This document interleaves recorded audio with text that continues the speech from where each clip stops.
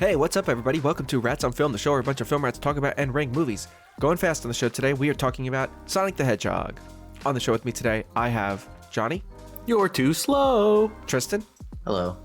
Say Sonic line. No, Tristan, say a Sonic line. Do a Sonic line. Yeah. You can do a shadow fast. line. Oh, go in. No. I liked what you did. You know, I should have opened it with Playtime is Over. Playtime is over. So yeah, today on the show, we're going to talk about everybody's favorite hedgehog, Sonic. Iconic video game character. What is a hedgehog if not just a rat with spikes on it that's been painted Fully. blue? I think Sonic 4, they're going to add a rat character for sure. And what's his skill? Character. Does he also move fast? No, he knows a lot about movies. Well, they all kind of move fast, don't they? Yeah. Yeah. They're going to replace Rouge with a rat. It's going to be Rouge the Rat. Rouge the rat. Yeah. And she's Feels hotter. better than, Of course. My God. So the third Sonic movie just came out somewhat recently. We all saw it together, so we thought we'd do a little rat ranking of the Sonic films. Tristan, are you a longtime Sonic fan? I know you like Sonic, but are you a longtime fan of the games? Yeah. Sonic is actually one of the first games I ever remember playing as a kid, like on the Sega Genesis. I can't remember what Sonic that was, but remember playing that with my dad. So I've basically been locked into Sonic for as long as I can remember. Yeah, I feel like Johnny and I are longtime Sonic fans. I've played some of the originals, but the GameCube Sonics are the touchstones. Sonic Adventure 2 is one of the touchstone video games of our childhood, I would say. Yeah. And I think the people in the world keep trying to take Sonic away from us, trying to say he's lame, trying to say he's not cool for years. And he is cool, and we won't let you take him away. And then the movies came out and they cemented that he's cool. Yeah. $1 billion cool. $1 billion cool now. I think they crossed the billion at the box office. Yeah, no, they did. Altogether now. Probably 10 Yeah, billion. by the time they're done. Probably. They already got 4 movies greenlit. How many James rings is Marsden's that? in this until he's 90. All right, you guys want to get into it? To do it. All right, so starting off with Sonic the Hedgehog from 2020. Obviously, we got to start talking about Ugly Sonic. It's so weird that happened. Yeah.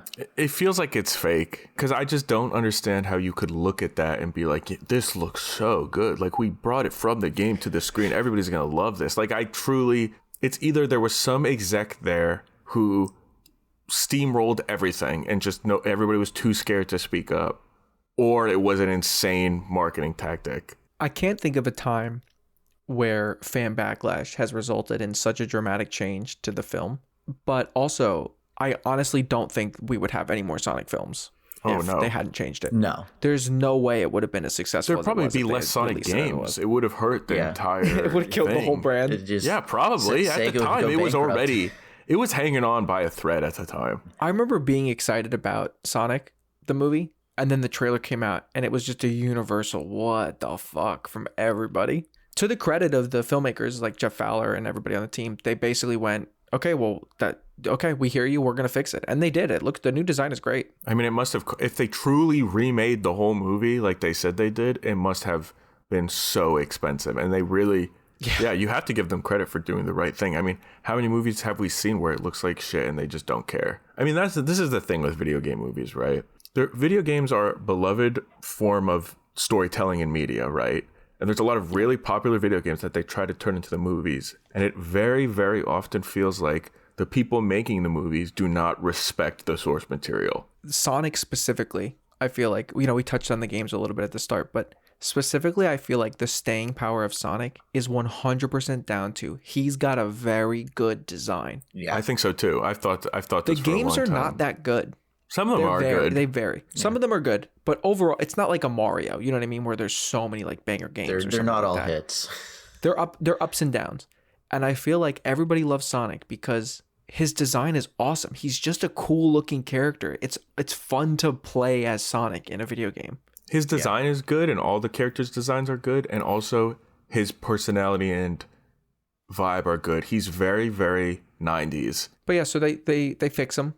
The design in this movie is good. I feel like what I would say about this movie is it kind of has what a lot of video game movie adaptations have, which is it plays it too safe. They kind of just give you like a very generic story, And I think actually that's a little bit helpful, because I think one thing with video game movies that is kind of a negative for them is they try and directly adapt the game, which you can't really do. The first Sonic, while it is a little safe, it's a very generic, like, I think it helps it a little bit. But yeah, it is a little safe in terms of the story. It's just fish out of water kind of character. Yeah, it's like a very simple quest. He loses his rings. He's got to go to the big building in San Francisco to get his rings back. Yep. You got Eggman as the antagonist, and it's very just, let's get you into the world of Sonic. Let's start to give you some of the rings, the egg bots, the catchphrases, but it definitely isn't fully what I think of when I think of Sonic.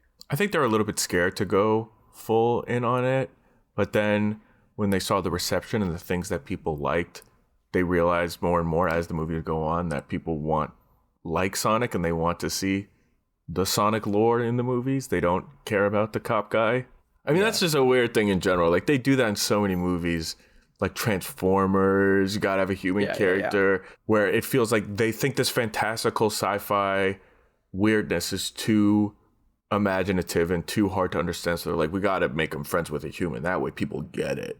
I don't hate the human element in this. It's just not my favorite part of it. Also, as the movies have gotten, we've talked about this literally right when we got out of the theater, less and less human characters. They're just like, hey, you 100%. You love these little CGI aliens, I guess. And we do. They're good. Yeah. But maybe what they did work, because each subsequent movie you have new elements being added from classic Sonic that get people excited. Like, maybe if you just started out with everything in it, going like balls to the wall, ball like spin dash ball to the wall. Nice. It would have been one and done, you know what I mean? But they're always giving you things to look forward to as they're slowly phasing the human characters out and adding more Sonic stuff. I think also too we should shout out Ben Schwartz for his performance as Sonic. I think he does a great job. Like you said, Johnny, Sonic is very much like a 90s nostalgia character. He definitely has that energy, but also kind of brings his own personality to it, and I like what he's brought to the character. And you can tell that a lot of the people working on it actually do love Sonic and know the character, and I feel like that's an important part of why they've been so successful. Yeah. I think you also got to shout out the genius implementation of Jim Carrey as Eggman in these movies. Yeah. I mean, they're trying to make the world a realistic world, but I think that they were smart in knowing we can't have the villain just be a regular guy. We can't have Eggman just be a regular guy. He has to also be a freak. He has to match Sonic's freak in some ways, that the energy of it, right? Because like, I think they could have easily made it like, oh, Eggman's just like a military general guy who builds robots. You brought up before, same thing. But I think they smartly were like, we need somebody to be a psycho freak, because that's what Eggman is. He's a fucking psycho. And I mean, they couldn't have hired somebody better. Yeah, what better actor to do it?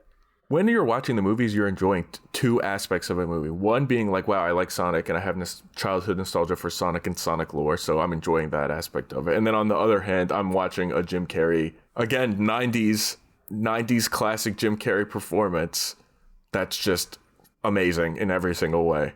Jim Carrey's just having so much fun, and that's what I keep thinking of is it's just peak 90s Jim Carrey. Like Ace Ventura, just crazy, off the walls Jim Carrey just having a blast, and you're like, every time he's on screen you're like, what is he gonna do next? I have no fucking idea, but it's probably gonna be funny. Yeah, they don't try to rein him in at all, and good. Well, and much like with the movies as a whole, we were saying that as they've gone on, they've gotten looser and had more fun with it. I think he has as well. So like the first movie, he's obviously the standout part of it, but also he gets better and better as the movies go on. He slowly transforms into like real Eggman as well. Yes. Yeah, because he does start out as, you're right, he's zany, but he is still a military guy, right? Yeah, he looks like a scientist. Government. He looks normal. He has a mustache, but not a weird one. I would also say I like their implementation of the rings in the movies, because in the games, you're just collecting rings to survive, but they like actually serve a purpose in the movies. They're not just like, there's a reason that they're so sought after and they want to collect the rings, which I thought was an interesting twist. They do a lot of nice nods to stuff. If you're fans of the games and you watch the movies, you're like, oh, there's that little Green Hill Zone theme, or the rings and stuff like that. If you know Sonic, they add stuff into it that works really well without taking you out of it too much. My favorite one is the Sonic drawing. Yes. There's like the crazy guy who lives in the town, And yeah, there's a crazy person who has a drawing of Sonic saying, "Oh, I see this guy around," and they all think he's crazy. That's the best.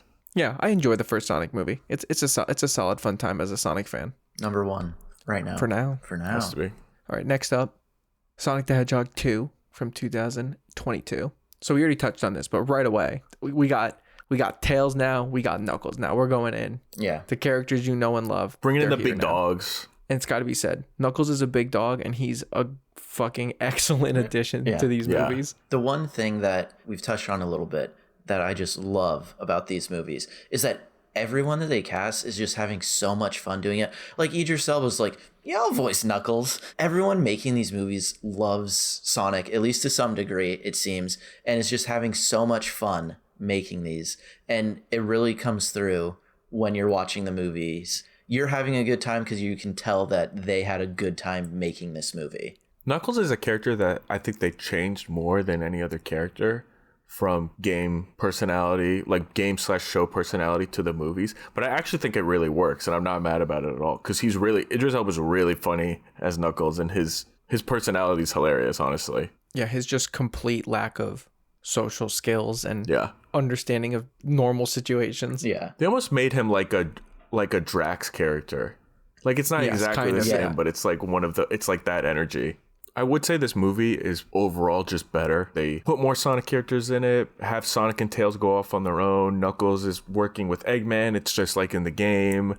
Eggman is a little bit more zany. Everything is getting a little bit more to that cartoony video game energy. The one thing that I think is a little bit worse is the human story in this one is worse. Yeah. Yeah, because they separated it, and then every time because you go it's to it, you're exactly like, because why? it's not connected. Like in the first one, Tom is with Sonic the whole time, so it's like a combined story. This one, it's like a whole separate thing of people getting married, of characters you don't even really know because they're not even in the first movie. Yeah, the sister is in the first movie. She's got like a scene. Yeah, it definitely drags the movie down, especially when you're on the Tails Sonic adventure and you're like, oh man, this rules. Like, they're becoming friends, and Knuckles and Eggman are getting closer to the Master Emerald, which is an iconic Sonic thing. And then you cut back to Hawaii wedding. And it's just a bunch of dudes working out, and Tom being like, I wish I had friends, but I'm glad Sonic now has a friend, or I wish Sonic had friends. And it's just like, okay, I kind of get what you're trying to go for here, but let's go back to literally anything else. But there's some cool action scenes, like the snowboarding scene is really cool. Yeah, I do love that bit. And also the final battle is really, really good with the actual giant Eggman robot that looks very classic Sonic. It looks classic. It's got the face on it. It's got everything. And then Jim Carrey once again bringing his fucking A game inside the robot. He's up in it, dude. Yeah. And doing robot movements. Like, it's so good. Also, too, at the end, you get Supersonic, which is also iconic and amazing. Yeah. I like that they brought it in the second one. Like, it feels earned in this one a little bit more than if they would have been like, oh, he's Supersonic at the end of the first one. You didn't really have... You had a lot to look forward still to in the second one, but like, honestly, if you're a big Sonic fan, you're probably waiting for Knuckles and Tails and then Supersonic, and you get all three in this movie, and all three deliver in big ways. That's what I was saying before too. It's like, in some sense, I'm like, oh, they were a little bit scared of the property, but then in another sense, they did give good room to up the stakes and up the references and up every movie, like add a little bit more and get a little bit further into it.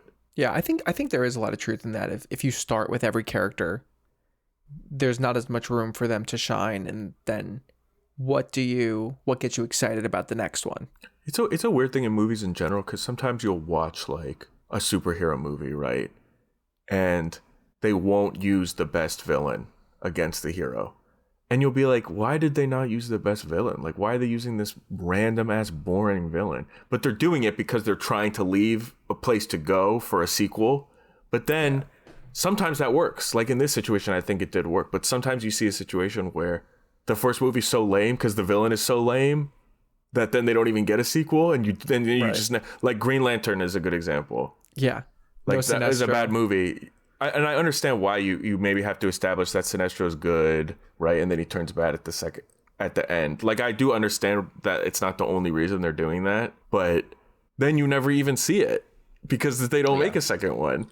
Oh, dude, it was in the post-credit scene. You didn't stay till the end of Green Lantern? I stayed. You did. Oh, You're a trooper. Man, I haven't thought about Green Lantern since I hate watched it in 2011. Whoa! Who would have thought that was gonna happen? Yeah, not me. Yeah, I don't know. Organic. Maybe it was on my mind because of that. Yeah, I do love seeing the gang together in this one. The Sonic, Knuckles, Tails all together. You get some of the cool Sonic holding on to Tails' feet and flying things. You get the tornado plane at the end, which a lot of good references. and the story with Sonic and Knuckles kind of paralleling each other and having both lost everything and then finding this new family in each other and with Tom and Tails and Maddie. That is the one thing I have enjoyed about the human moments, which they are very like maybe tropey is probably the word to use. Sure. Where there's like Tom gives him this big speech at the beginning, but then it pays off at the end. But it still works at the end. Like when Sonic is talking to Knuckles in this movie, like, hey, we all make mistakes and we've all lost stuff. It doesn't have to define you. You know, you can make a new family. It's nice and endearing and it feels earned. Yeah, I think that there's a lot of truth in that. And I think that it's important to remember too that these are kids movies. I mean, the target audience for Sonic is kids. So I'm with you. Like they are a little bit tropey. The little speeches, they're a little on the nose. They're a little cheesy, but you're trying to give a nice, powerful message of, what you just described. And I think it can be appreciated by everybody, but I also am fully aware, like we've talked about before too. We didn't touch on it too much, but every movie has a random dance scene in it. Yeah. We didn't talk about it in the first one. Oh, yeah. But for some reason, Love they just go, well, Sonic's got to dance. He dances in the bar in the first one. Him and Tails dance in the mountain in this one, in the cabin. Sometimes it's easy to just go like, why are they doing this? But like they're trying to make the movies fun for kids. And, I think making movies for kids, like I would have loved this growing up. I would have been so excited about a Sonic movie. And I'm an adult and I'm still excited about it. So. And Jim Carrey makes it good for everybody. Like that's the thing that you gotta remember. He makes it good for everybody. Yeah. I genuinely laugh out loud more in these movies because of Jim Carrey parts than I do in like adult comedies that are advertised to me. Like I'm not saying those aren't funny, but I'm talking about like actually laughing out loud and not just laughing under my breath. Jim Carrey just does it for me, dude. Yeah. Also going back on what Tristan was saying about like the heartfelt element, I think it works better in this movie than the first one. Like I think the struggle between Tails and Knuckles, it's the classic thing where it's like, oh, they're enemies, but actually they're pretty similar. And they finally find somebody that they can relate to when they had felt alone in their feelings of like losing their world, losing their family, all that stuff. But not only just because it's a kid's movie, it actually is important for Sonic's character because you have somebody who's like more or less a superhero, right? But what is their motivation? Like you do have to have an emotional core of it being like, both Knuckles and Sonic and Tails have lost their homes and they're looking for a family and they're finding a newfound family. Yeah. And then they want to protect other people so other people don't feel the same loss that they've felt. You know what I mean? Like that is important for any kind of hero story. All right. What do you guys want to put Sonic 2? 1. Yeah, I would probably put it. Yeah. I love Knuckles. Knuckles is he's great. so good. All right. Easy decision. Last up on the list for now, Sonic 3, 2024. I mean, they just get... It's weird to do this one on this format because they genuinely just get better as it goes on. Yeah. 100%. I think they just give the people who are the Sonic consultants on the film, the people who really know Sonic, like Tyson Hess, they give them more and more say and more power as the films go on. And they just get better. I actually think it should be celebrated more for this because how many trilogies can you guys think of off the top of your head that get better with each film? No, it's so super rare. Yeah. It's very uncommon. I think a lot of times someone has a good idea. They come out the gate. They're like, here's the idea. It's really successful and popular. And then they go, oh my God, we got to come up with another one because this one was so successful. And you ultimately end up getting to, maybe sometimes the second one's good, but then by the third one, it's so rare that it's meeting the same level or exceeding the level. And I definitely agree. I think we talked about at the beginning that Sonic Adventure 2 is one of the defining games of our childhood, Johnny. Yeah. If you're a Sonic Adventure 2 fan, you're going to love this movie. On this one, they play, live, and learn. Like they are realizing that that's what people want. Bottrock is alive, dude. Thank God. I love that they got Crush 40 to do a new version of it too for the movie. Yeah. Also, we just got to talk about how good Shadow is. And Keanu Reeves, perfect casting. Yeah. Yeah, he did great. I mean, he's played this character before. Shadow's John Wick. No, John Wick is Shadow. So True. That's Shadow predates John Wick. Yeah. Keanu Reeves is one of my favorite actors. I don't even know what it is. Just like he plays everything so earnestly, I feel like, where he just doesn't have a lot of range, but not even in a bad way. And like you said, Johnny, it's perfect casting because he just fits the vibe he just of does Shadow his normal really voice. well. He just is Shadow. Yeah. Shadow's got a motorcycle. Shadow's got a gun. These are the things people wanted to see. Did you play Shadow the Hedgehog, the game? I did. And you know what? I shot a lot of people. And they said John Wick's gonna do that too. They let Shadow do an Akira slide off the top of a building in Tokyo in the air. Yeah. Chow Garden is in it as well. Yeah. Another good Chow reference. Garden. It's just peak. It's peak. Yeah, it's great. It's really good. And the fact that they just start the movie like showing how much of a menace Shadow is and just really leaning into the lore of Shadow, like what makes Shadow tick. And you really sympathize with Shadow and can kind of see where he's coming from in the sense like obviously was created as like an opposite to Sonic, but you can really see that this could be Sonic if he didn't find Tom. You know, this could have ended up being him at any point if he didn't have that support system and Knuckles and Tails and the human characters around him. Yeah, he found a Robotnik instead of a Tom, and that didn't go well. Yeah. And talk about Robotnik. We got two Jim Carreys, old Jim Carrey and less old Jim Carrey. We've been hyping up Jim Carrey, and they were like, we'll do two. His performance is the best in this one. It's the funniest in this one out of all of them. The dance scene in this one, probably one of the best scenes I've ever seen in my entire life of any movie. If I'm being completely honest. It was pretty good. I mean, he's always been an incredibly physical actor, whether it's his body movement or his facial expressions. The fact that he still possesses that now, and it feels just like 90s Jim Carrey, like we said. It's such a blast if you're a Jim Carrey fan. I just like how they were also like, we need to cast somebody for the old man version or the grandfather of Robotnik. Nobody else can do it. We just have to use Jim Carrey twice. You can't use anybody else. They won't be funny. They'll suck. No one else could live up to and keep pace with the breakneck gags and, like you said, Xander, the facial expressions and body language and movements that Jim Carrey does, except for Jim Carrey.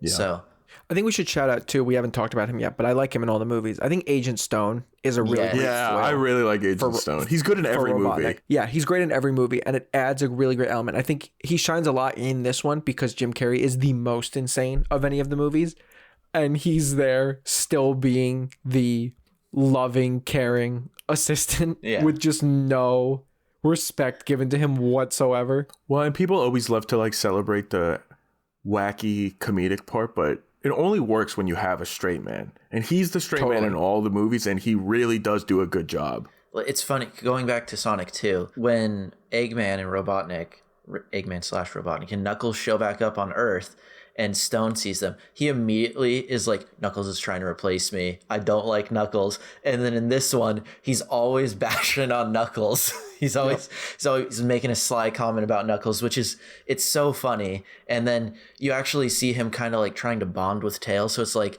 obviously he dislikes Sonic because Eggman dislikes Sonic, but he just like hates Knuckles, and he's like, Tails seems pretty cool. Well, the thing is, he's just not a bad guy, actually. He just really wants the Doctor to like him. Yeah. So whatever Robotnik thinks, he's just on side with, no matter what.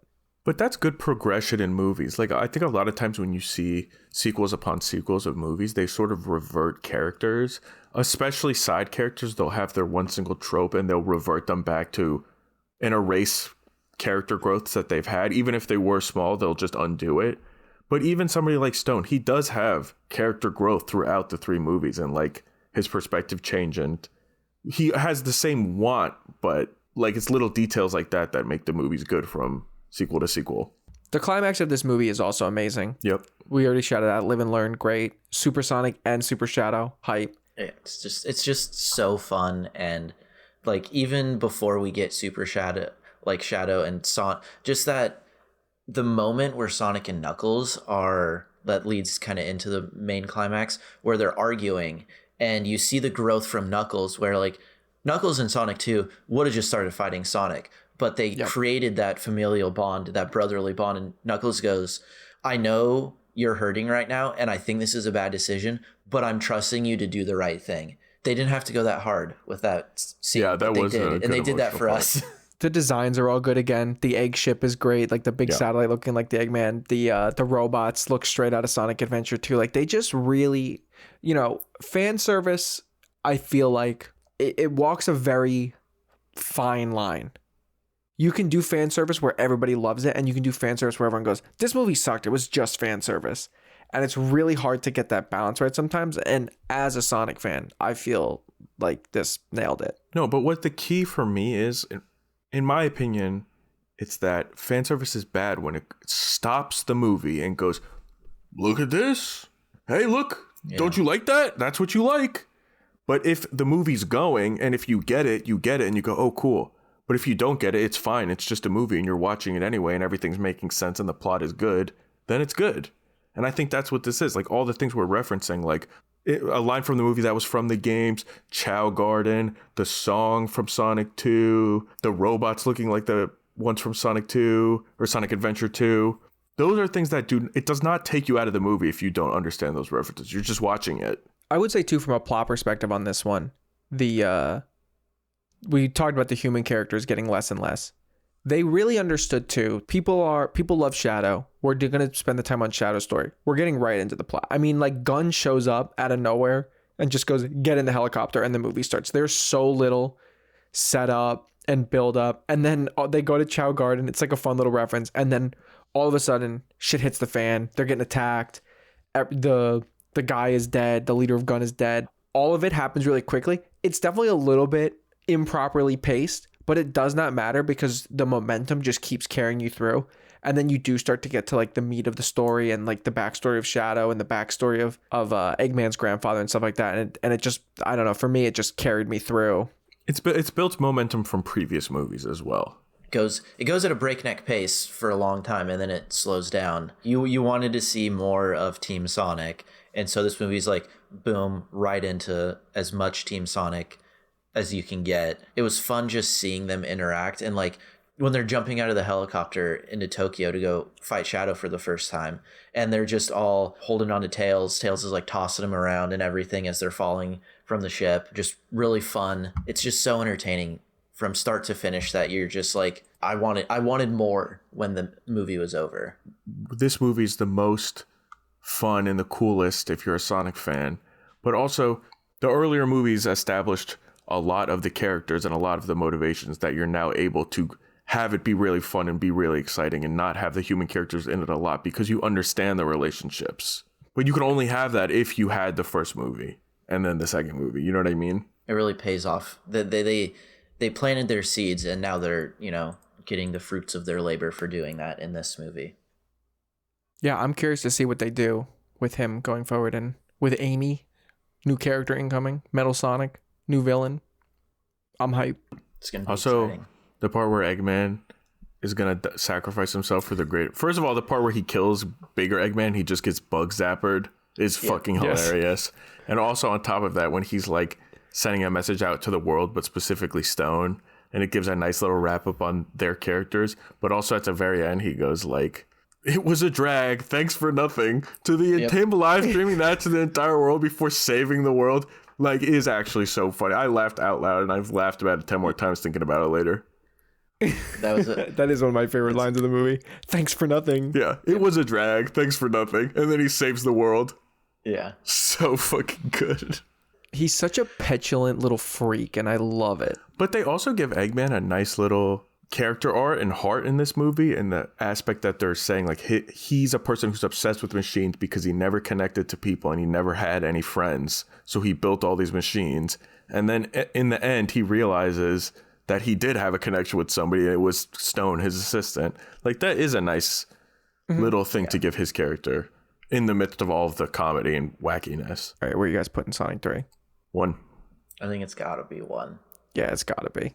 I mean, you got to give credit to everything because this is truly a trilogy of building blocks where they're just building a tower and it keeps getting higher and higher and more exciting.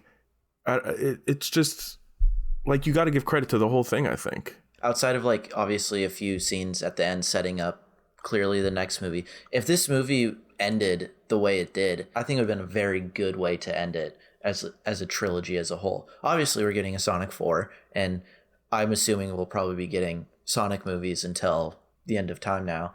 But I'm excited for it. Yeah. All right. So the Rats on Film official list for the films, the Sonic the Hedgehog films. Objectively, in our opinion, starting from the bottom, Sonic the Hedgehog, Sonic the Hedgehog 2, and the Big Cheese, Sonic the Hedgehog 3. We'll be eagerly awaiting the appearance of a rat character in Sonic the Hedgehog 4. Sonic's a rat. Yeah, he basically is. Hedgehogs are basically Amy's rats. A rat. Tails is a rat. Are they rodents? I don't actually even know. Hedgehogs? Yeah, they have to like be. They might be. What else could they be? They're not birds. What the fuck are you talking about? Yeah. Yeah, I love Sonic. We'll have to update this list come 2027, I think. Yeah, whenever Sonic 4 comes out, we will revisit and see where it fits on the list. Will they continue the trend of getting better and better? We'll see. If they include Silver, it's going to be better. No way. Silver's stupid. Dude, you're such a Silver fan, dude. Silver's cool. He's not cool. Yeah, he's from the worst fucking game. He sucks. He's not from Sonic Unleashed. Sonic Unleashed is way better than Sonic 06. What are you talking about? That's fair. Silver's cool, though. He's Sonic not as cool as Unleashed Sonic is fucking and Shadow. sick. Shadow's the coolest. Yeah, Shadow's the coolest, then Sonic, then Knuckles. No. Shadow's the coolest, then Knuckles, then Sonic, then Tails, then Amy, then fucking Big the Cat and Cream, and, the Chows, and Blaze the Cat. Yeah, Froggy. Tikal, the Chaotix. Yeah, all the Chaotix, Charmy the Bee. You got Eggman, you got Old Man Eggman, you got Metal Sonic, you got fucking all the alternate Sonic Prime characters, and then maybe after them you got fucking Silver with his dumbass. The people want Silver. Let us know if you want Silver in a Sonic movie. Everyone's gonna say yes. Actually, I want to revise my list and put all the people from Sonic Riders, all the 3 dumbass birds, also above Silver. The Babylonians. Yeah, they're above Silver as well in my list. What about Omega? Yeah, above Silver. Silver's at the bottom. If you think of any Sonic character, you go, what about him? Just place it right above Silver. All right, thanks for listening to Rats on Film, everybody. Tell a friend about the show where a bunch of little rats talk about and rank movies. You can follow us on social media, Rats on Film Pod, and wherever you get your podcasts, Spotify, Apple Podcasts, that sort of thing. We will be back in 2 weeks to talk about and rank some more movies. It was a drag. Thanks for nothing.